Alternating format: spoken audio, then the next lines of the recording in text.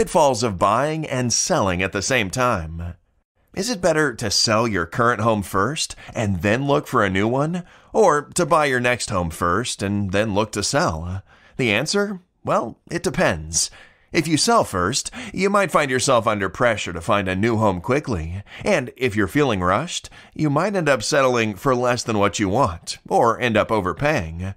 Of course, if you decide to buy first, you could be saddled with the expenses of both homes until your current home sells. For most people, finances dictate the answer, since they'll need the equity from their current home to use as a down payment.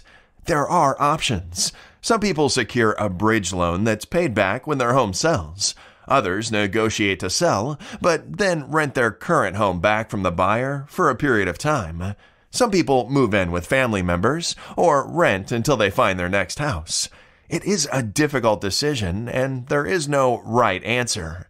Your realtor can talk through the options with you and help you decide which way is best for you.